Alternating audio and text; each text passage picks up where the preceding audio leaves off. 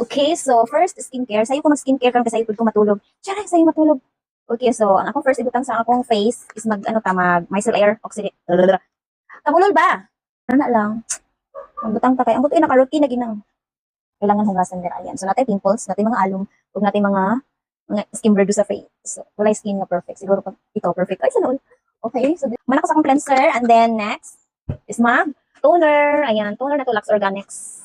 Panjo ko ka ng user ko sa Lux. Ay, ano lang. Pan siya. With niacinamide. Ayan. Para sa mga chismis atong face, may na lang nabawas-bawas. So, magandang tag-toner, guys. Di man ta perfect ang skin. Pwede ka mo tag-skincare. Di ba? Pwede man di man ta gifted o kagwapa dira ka. And then, moisturizer. Ako moisturizer kay Celetec. Ayan. Ayan. So, nag-unboxing lang dito. Ayan, moisturizer is the key to success. And then, of course, dili natin sa itong sunscreen. Bisa gabi mag-sunscreen ta kay nga nose. Ili tag-silpon ta. Kasilpon niyan, girl. Ayan, so, anak na siya mag-sunscreen. Ganyan. Ganyan. O, yung batang may laban. Batang may laban. Paano to? Ay, basta ganyan na. Okay, so ang akong sunscreen ay Lux Organics pa rin. Lux Organics user yan.